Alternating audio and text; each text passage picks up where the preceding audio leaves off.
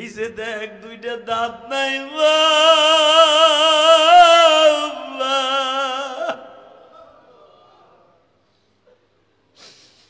এই দাঁতের কথা শুনিয়া তুই কাঁদছিলি। জান্নাতের স্ক্রিনে তোর ছবিটা ভাসতাছে গ্যালারিতে। এই জন্যই তো তোরে এখন কোলে নিয়ে আমি নবী একটা উড়াল মারব। হে আমার কলিজার টুকরা বাইরে রে, দুনিয়ায় কত নেতার জন্য কাঁদলা, মা মরল কাঁদলা, বাপ মরল কাঁদলা, আমার নবীর জন্য কি এক ফোঁটা পানি আসে না? হঠাৎ করে আওয়াজ আসবে, হঠাৎ করে কিয়ামতের মাঠে আওয়াজ আসবে। এই যে দেখ, শুধু নবীর দাঁত ভাঙ্গা দেখলে আমার গালে একটা দাঁতও নাই। এই লোকটা আর কেউ নাই, ওয়াইস গুরুরি গো।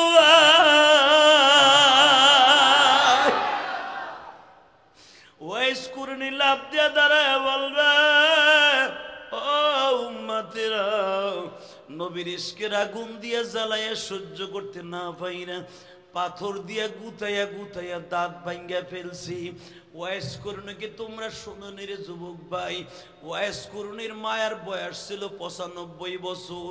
ওয়াইস করুণীর বয়স ছিল মাত্র 32 থেকে 33 বছর। 6 ভাই বোনের মধ্যে সবচেয়ে ছোট হলো ওয়াইস করুণী। ওয়াইসের মায়ের যখন 95 বছর বয়স হয়ে গেছে, তোমাদের যাদের মা আছে আমার কাছ থেকে দলিল নাও। তুমি ওয়াইস করুণীর গাড়িতে যদি জান্নাতে যাইতে চাও গো, ওয়াইসের মায়ের মতো তুমি মাকে খেদমত করিও। ওয়াইস করুণীর মা 95 বছর বয়স। ওয়াইজের মা বাথরুমে ঠিক মতো বসতে পারতো না, ওয়াইজের মা পানি খরচ করতে পারতো না, ওয়াইস করুণীর মা ঠিক মতো বাবা গোসল করতে পারতো না, ওয়াইস করুণীর মা খাবার খাইতে গেলে হাত দুইটা কাঁপতো গো বাবা। এ যুবক ভাইরা, তোদের যাদের মা আছে গো, আয় আমি তোর পাও দুইটা ধরে কাঁদতে রাজি আছি, মায়ের কষ্ট দিস না মা গো মা। এই দুনিয়ায় যার ঘরে মা আছে, ওর মতো বাদশাহী পৃথিবীতে কেউ নাই। মাননীয় প্রধানমন্ত্রীর বাদশা বলো, প্রেসিডেন্ট চুপ্পু সাহেবের বাদশা বলো, তোমার চাইতে বড় বাদশার কেউ হইতে পারে? তোমার বাবা মা এখনো দুনিয়ায় আছে রে। এ যুবক, এখন চিল্লাবি আর কানবি? ও দাড়ি বাঁকা বাজান, আপনাদের যাদের মা নাই বাবা নাই, আপনার মতো হতভাগাই কেরানীগঞ্জ কেউ নাই গো। টাকা পয়সা থাকলেই তারে দামি বলে না, ওই যুবকরে ওই বাবাজিরে দামি বলে যাদের মা বাবা বেঁচে আছে। আমি বলি নাই, বিশ্ব নবী কি বলে শুনো, ওয়াইজের মা ঠিক মতো পায়খানা করতে পারে না, মারে পিছনের থেকে ধরে রাখা লাগে, তাহলে পায়খানা করে। হঠাৎ করে ওয়াইজ শুনতে পাইলেন আমার নবী মদিনায় আইছে গো। ও বা, ও বা, 14 বছর বয়স থেকে নবীর কথা শুনি গো মা। ও মা, আরো আগের থেকে শুনি নবী আসবে দুনিয়ায়। মা মাক্কি জিন্দিগি নবী কাটায়া দিল 13 বছর। এখন আমার নবী মদিনায় চলে গেছে গো মা। যদি একটু সময় দিতা, নবীর চেহারা একটু দেখে আসতাম গো মা। মা বলে, ওয়াইস রে, আমার যুবক বয়সেই তো নবী মক্কায় ছিল গো। নবীর বাবাও ছিল গো, নবী মক্কার থেকে মদিনায় আসছে। তুই কি জানোস না, নবীর দেখা তোর জন্য ঠিক না? কেন মা? আমার খেদমত কে করবে গো বাবা? আমার খেদমত রাইখা তুই নবীর দেখতে যাইস না। বাবা, আমি তোরে নিষেধ করছি, আমারে রাইখে গেলে আমার হয়তো ইন্দুর বান্দরে টাইনা জঙ্গলের মধ্যে খেয়ে ফেলবে। বাবা, তুই আমারে একা ঘরে রাইখা যাইস না। ওয়াইজের মা বাধা দিলে ওয়াইজ আর নবীরে দেখতে যায় না। হঠাৎ করে ওয়াইজের কানে খবর আসলো, নবী মদিনায় যাওয়ার 3 বছর পরে। তোমরা কে ইয়ামান শহরে আছো শুনছো নি? যারা জীবনের চাইতে বেশি ভালোবাসো, ওই নবীকে উহুদের মাঠে দাঁত ভাঙিয়ে দিছে গো। তখন ওয়াইজ গোসল করতেছিলেন, মায়ের কেবল গোসল করাইয়া রৌদ্রে বসাইয়া সবে মাত্র কেবল ওয়াইজের মাকে খাবার দিবে। যখন শুনছে বেলা 11টার সময় তো নবীর দাঁত ভাঙ্গে গেছে। নবীর যেদিন দাঁত ভাঙ্গা হয়, বুখারীতে আসছে কিতাবুল মাগাজি, পাহাড় পর্বত নদী নালা খাল বিল পশু পাখি এমনকি বনের হরিণী বৃদ্ধায় মুয়াজ্জিনি করতেছে, এ নবীর উম্মতিরা কেমনে ঘরে বসে আছো, কেমনে নবীর উম্মত দাবি করস গো, তোর নবীর দাঁত ভাঙ্গা ফেলাইছি ইবনে কুমাইয়া। আবু জেহেলের বাহিনী তোর নবীর দাঁত ভাঙছে, তোর নবী পাহাড়ের ভিতরে পড়ে আছে। বনের পশু সবাই রে মুয়াজ্জিনি করে খবর দেয়, বাজান রে সারা পৃথিবীতে খবর হয়ে গেল, আসমান কান্দে জমিন কান্দে নবীর রক্ত দেখিয়া।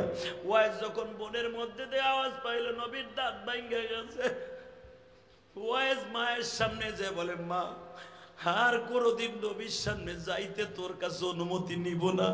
কি হইছে গো বাবা? নবীর দাঁত ভেঙে গেছে। কয়, হ্যাঁ তুই কেমনে জানোস? আশিকে রাসূল শুধু তুই একা, আমি কি আশিকে রাসূল না? মা, ও বা,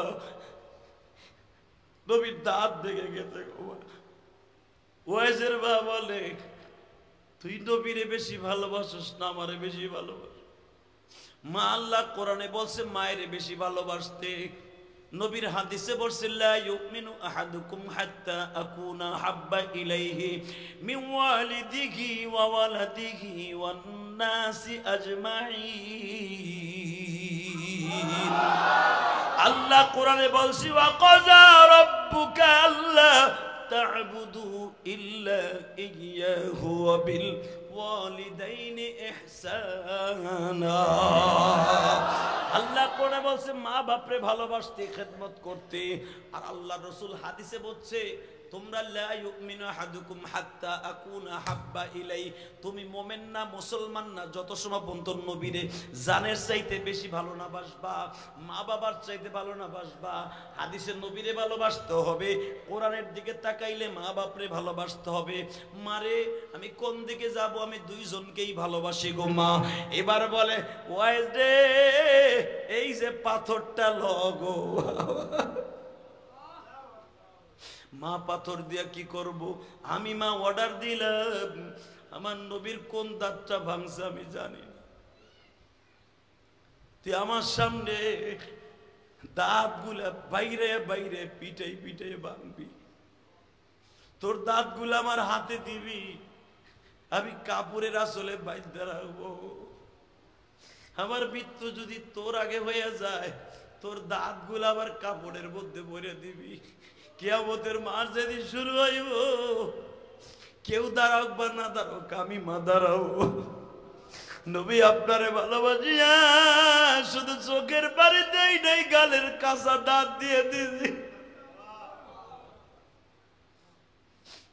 ওয়াইস তুই কি ভাবস আমি নবীরে ভালোবাসি না এই জন্য তোরে যাইতে নিষেধ করি? না রে বাবা না, আমিও চাই তুই নবীরে এক নজর দেখাই। কিন্তু যখনই তুই গাঁটটি বাইন্দা, যখন তুই বেডিংটা মাথায় লয়ে মদিনার দিকে রওনা দেশ, আমি চোখটা বন্ধ করে নবী নবী কই একটা ডাক দেই, নবী ওয়াইজ রে কি আপনার কাছে পাঠাবো? আবার নবী আবার ওই সময় চোখ বন্ধ করলে সামনে দাঁড়ায় যায়, আমার সামনে দাঁড়ায় বলে, ওয়াইজের মা রে, আমারে দেখার জন্য হাজার হাজার সাহাবীরা আছে, আর তুমি মায়েরে দেখার জন্য ওয়াইজ ছাড়া কেউ নাই, আল্লাহ ছাড়া। নবীর কথা শুনে যদি আপনার চোখে পানি আসে, আপনি কোনোদিনও জাহান্নামে যাবেন না। রেডি? বোমা আতর লাগাও না মা, আমি না চিন্তা করলে আতরের সেন্টের ভেদ আমার দেখতে হবো। থু করে একটু থুতু ফেলাইছে বাজান, থুতু ফেলতে দেরি আছে, পুরা আব্দুল মুত্তালিবের পেশাব ঘেরানে ময় ময় হয়ে গেছে। নবী আমার জানের জান গো, নবী আমার প্রাণ, যারে না বানাইলে বাজান কিছুই না হইতো, যারে না বানালে কিছু হইতো না। হে প্যাডে আরো 3 মাস পরে আসবে, থুতু ফেলতে দেরি আছে, ঘেরান এমন ভাবে ছুটছে, হুজুরের দাদি ফাতেমা লাফ দিয়ে উঠছে। বৌমা নতুন আতর আবার করতে লাগলে আর এক কোয়ালিটির ঘিরান। আমি না বলে আম্মা এটাই হলো আমার আতরের ভেদ, আমি জীবনে কোনোদিন আতর লাগাই নাই গো মা। আমিও জানি মক্কা মদিনার মহিলারা স্বামী মারা গেলে আতর লাগানো নিষেধ, কিন্তু আমার মালিক আমার পায়খানা প্রস্রাবের মধ্যে, আমার থুতুর মধ্যে, আমার ঘামের মধ্যে এমন আতর লাগায় দিছে যে আতরের ঘিরানে পাখিরা পর্যন্ত আমার পাশে দাঁড়ায় সালাম দেয়। আপনি জানেন না গো মা,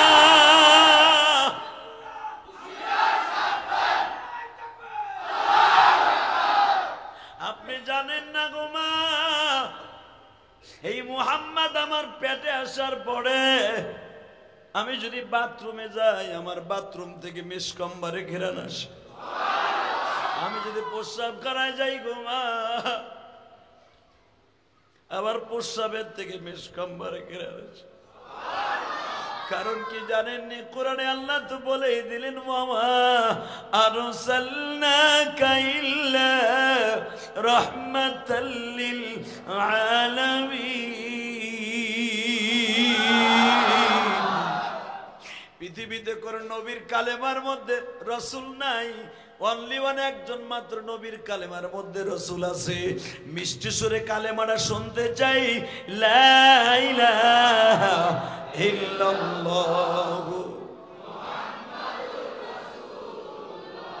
কালেমার মধ্যে রসুল আছে না নাই? মুসা নবীর কালেমার মধ্যে আছে, মুসা কালিমুল্লাহ আছে, ঈসা রূহুল্লাহ আছে, আদম সফিউল্লাহ আছে, হারুন নবিউল্লাহ, ইব্রাহিম খলিলুল্লাহ। কিন্তু বাজানরে মুহাম্মদ রাসূলুল্লাহ দুনিয়ায় মাত্র একজনকে রাসূলুল্লাহ বলে আল্লাহ ডাক দিয়েছে। সেই রাসূলুল্লাহ মায়ের গর্ভে তার পায়খানা প্রস্রাব থেকে বদগন্ধ আসবে, আমার মালিক এইটা চায় না গো।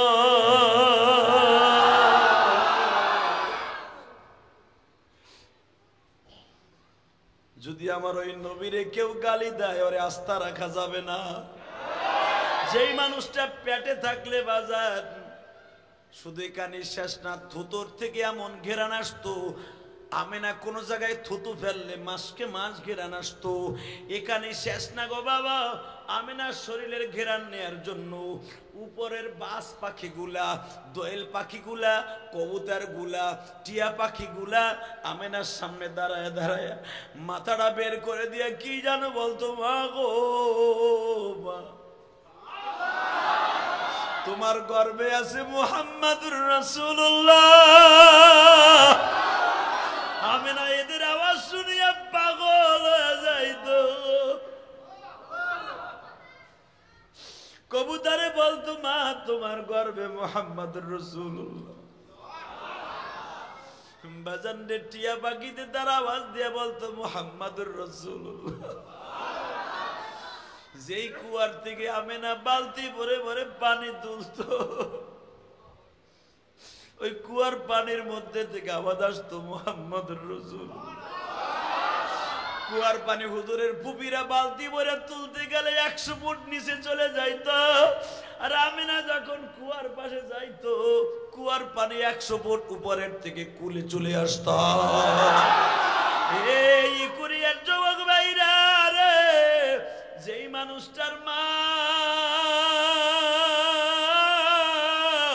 ওই মানুষটা গর্ভে থাকার কারণে এত ফ্যাসিলিটি পাইতে পারে গো। আমার নবীর মা মুসলমান কি বাবা, অন্য ধর্মের ইখতিলাফ আছে, কিন্তু আমরা তো মুসলমানের ঘরে জন্ম নিয়েছি। নবীর মা যদি নবীর গর্ভে থাকার কারণে আল্লাহ তো ফ্যাসিলিটি দিতে পারে, ওই নবীর কালেমা পড়ে আমরা এই মাহফিলে বসছি, ওই নবীর প্রেম লয়ে যদি একটা আওয়াজ দিতে পারি গো, সারা দুনিয়ার নাস্তিক গুলারে মাওয়ার মতো বানাইয়া জান্নাতের টিকিট কাটতে পারি।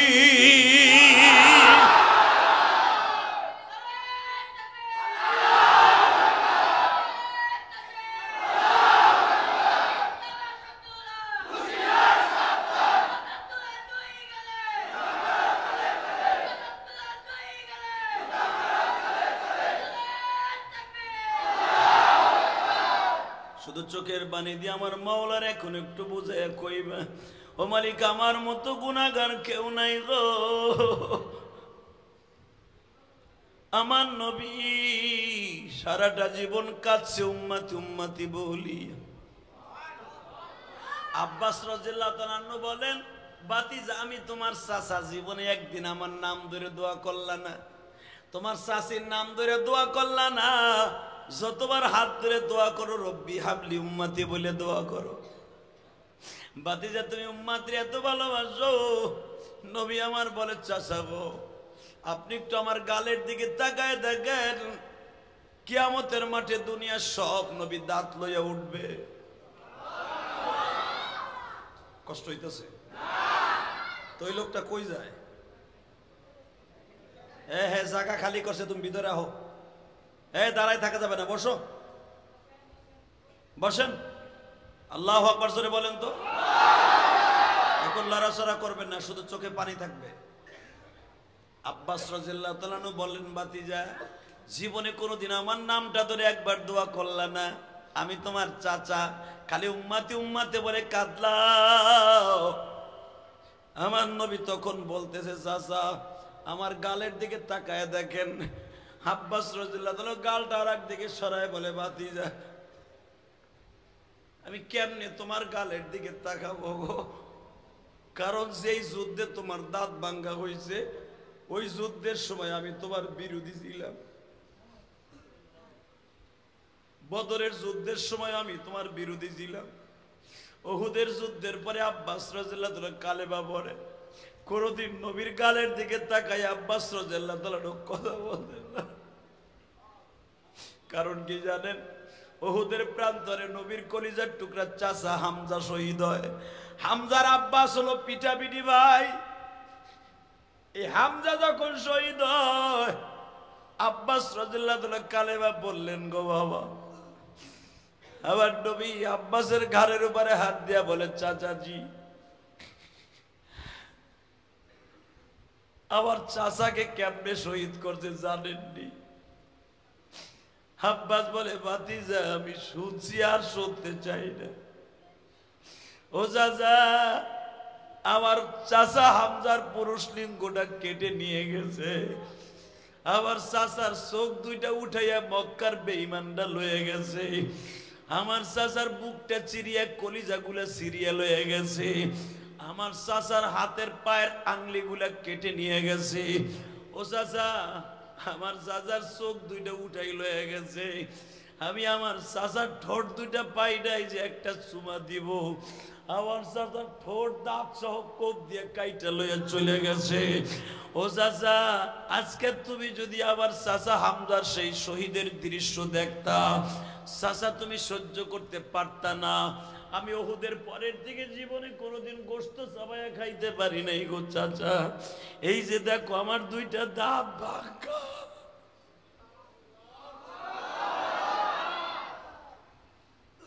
চাচাজি কিয়ামতের মাঠে সব নবীরা গাল ভরে দাঁত লইয়া উঠবে, আমার দুইটা দাঁত ভাঙ্গা থাকবে। আশেকের রাসূল এখানে কয়জন আছো দেখা যাবে গো বাবা। ও কেরানীগঞ্জের টিলাবাড়ির মুসলমান ভাইরা রে, তোমার বাবা শত শত কোটি টাকার মালিক রাইখা ভাই বোন রে বাড়ির মালিক বানাই দিয়া আজকে কবরস্থানে ঘুমাই রইছে গো বাবা। এই মসজিদের জায়গা যারা দিছে অধিকাংশ ভাইদের হয়তো মা বাবা আজকে কবরে। হবা যান আমি ইলিয়াসুর রহমান জিহাদিও তো মা হারাইছি। এই দুনিয়ায় মা যে কি জিনিস আমার মতো কয়জনে বুঝবে আমি জানি না। 12 বছর বয়সে মা হারাইয়া দুনিয়ার কত দেশে গেলাম, আমার মায়ের মতো একটা চেহারার মা পাইলাম না। আমার নবীও কাঁদতেন আর বলতেন, সাহাবীরা রে আমি আমার মা আমেনার মতো একটা মা কোথাও পাইলাম না। হে আমার টিলাবাড়ির যুবক ভাইরা রে, তোমার চোখে এক ফোঁটা পানি আসেনি দেখো। এখানে অধিকাংশ গ্রামের ঘরের মানুষ, কারো বাড়ি রংপুর, দিনাজপুর, মাদারীপুর, ফরিদপুর, শরীয়তপুর, ময়মনসিংহ, কিশোরগঞ্জ, বরিশাল, বাকেরগঞ্জ, নেত্রকোনা। আমি তোমাদের দুইটা পাও ধরে বলে দিয়ে যাই, তুমি যখন লঞ্চে ওইটাই ঢাকায় আসছো বাবা, তোমার মা লঞ্চের সামনে দাঁড়ায় কাপড়ের আসল দিয়ে চোখ মুছছিল আর বলছিল, দাদু রে, ও জাদু, আবার তোর মুখখানা কবে দেখবো গো? আজকে তুমি ঠিকই আছো, মা নাই ও মা, মার মতো দরদি যুবক, মার মতো দরদি যুবক এই জমিনে নাই,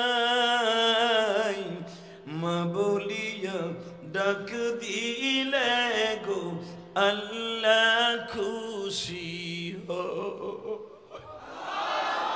আল্লাহ তুমি দেখো আমার বাইরে কান্দে গো, এই মাজমার মধ্যে কার মা নাই জানি না। আমার নবীর কষ্টের কথা শুনিয়া যারা কান্দে, এদেরকে বেঈমান করে দুনিয়ার থেকে নিও না, এদেরকে দুনিয়ার থেকে কখনো তুমি বেঈমান করে বিদায় করে দিও না। এ কেরানীগঞ্জের যুবক, এখন নিজের গুনার কথা মনে করে কাঁদবা, চিল্লাবা। সরমনার মাঠে যাইয়া দেখা গো, সরমনার পাগলগুলা হাত কেন মুসরামুসরি করে, লাফালাফি করে, এটা জানুনি? এদের সাথে মাওলার একটা যোগাযোগ হইয়া যায় রে। আহারে জাহান্নামের বয়ান যখন শুরু হইয়া যায়, মাওলার ইশকের আগুন যখন কলিজায় লাইগা যায় গো বাবা, এই আগুন এমন ভাবে উঠিয়া যায়, মনে চায় জাহান্নামের আগুনের ফুলকি এখন উঠিয়া গেছে।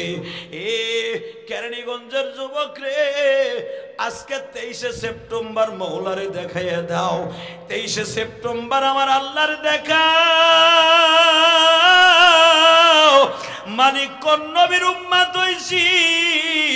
নবীর মা পায়খানে গেলেও ঘেরান কয়, প্রস্রাব খানায় গেলেও ঘেরান কয়, রাস্তার পাশ দিয়ে গেলে পাথরের মূর্তিরা সালাম দেয়, পাহাড়ে সালাম দেয়। আহারে দুনিয়ার সব মাইনা লব গো, আমার এতিম নবীরে গালি দিলে জায়গায় পুইতা ফেলব।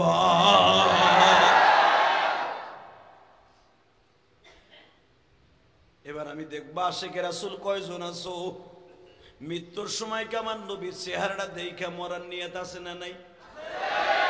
নবীর চেহারাটা দেখবা ভাই, যদি আমার নবীর চেহারা দেখতে চাও, এই চোখ দিয়ে দেখাইতে চাইলে চোখ দিয়ে এখন নবীর ইশকের 2 ফোঁটা পানি ফেলতে হবে। আবার নবী বললেন, চাচাজি, কিয়ামতের মাঠে নবীরা যখন আমার সামনে এই দাঁতগুলা বের করে কথা বলবে তার উম্মতের সামনে, হঠাৎ করে দেখা যাবে আমার 2টা দাঁত মাঝখান দিয়া ভাঙ্গা। নবীর দাঁত ভাঙ্গার কথা শুনে যাদের কলিজা আঘাত লেগে খ্যাত খ্যাত করে কাইন্দা উঠছেন গো বাবা, গুলশাবের মতো ফুবায়া ফুবায়া যাদের অন্তরে ব্যথা লাগলো, চোখ দিয়ে যাদের পানিগুলা লেবুর রসের মতো জ্বললো, ও দাওয়াত ও তাবলীগের মুসলমান ভাইরা, সরমুনার মুরিদের ভাইরা, শুধু এখন চোখের পানি ফেলে আমার মাওলার একটু দেখাইয়া দিবা।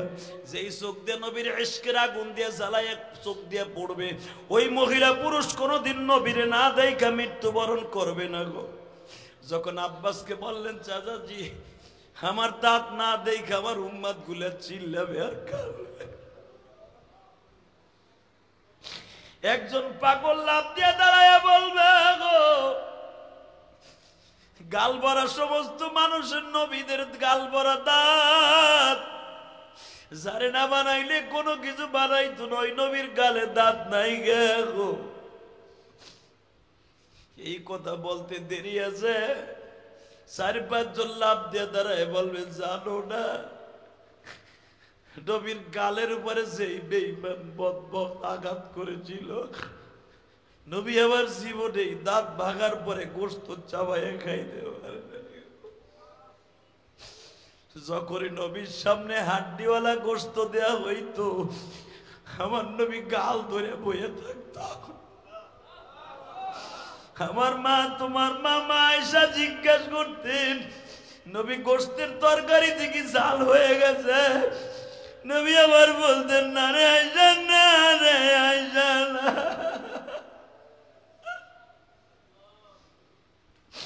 আয়েশা রে তরকারি স্বাদ হইছে রে আয়েশা, খাইতে যাইয়া স্বাদ পাই না রে আয়েশা, গোস্তটা চাবাইয়া খাবো সেই তৌফিক নাই রে আয়েশা। এ আমার কলিজার টুকরা ভাইরা, দেখো তো একটু এসকের আগুন দিয়ে জাহান্নামের আগুন হারাম করতে পারো কিনা।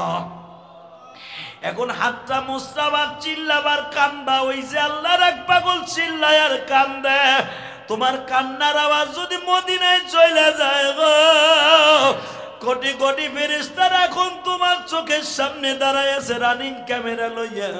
মিডিয়ার ভাইরা যেমন ক্যামেরা নিয়ে দাঁড়ায় আছে, জান্নাতের ফেরেশতারা তোমার এই মাহফিলের সামনে দাঁড়ায় আছে। তোমার চিৎকারের আওয়াজ এখন রেকর্ড হয়ে যাবে গো, তোমার চিৎকারের আওয়াজ, তোমার চোখের পানি মাওলার ক্যামেরা বন্দী হয়ে যাবে। দুনিয়ার সবাই যখন জাহান্নাম মুখী হয়ে যাবে, দুনিয়ার সবাই যখন জাহান্নামের দিকে রওনা দিবে, তোমার চেহারাটা মাওলার স্ক্রিনের মধ্যে ভাসতে থাকবে গো। নবী আমার বলবে, ও মালিক,